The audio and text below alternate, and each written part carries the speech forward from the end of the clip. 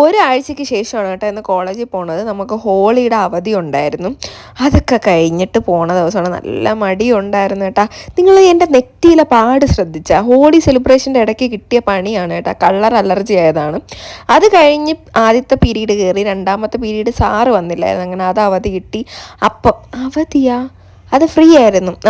അപ്പോൾ ആ ഒരു സമയത്ത് ഞാൻ പോയി സമോസയും പിന്നെ ഇത് ചില്ലി സോസും കൂട്ടി കഴിച്ച്, പുതിന സോസും ഉണ്ടായിരുന്നു. അത് കഴിഞ്ഞ് പിന്നെ എനിക്ക് സ്പീഡ് പോസ്റ്റ് ഓഫീസിൽ പോകണമെന്ന്. കോളേജിൻ്റെ അകത്ത് തന്നെ പോസ്റ്റ് ഓഫീസുണ്ട്. അവിടെ പോയി ഞാൻ സ്പീഡ് പോസ്റ്റിൽ നാട്ടിലേക്ക് കുറച്ച് സാധനം അയച്ച്.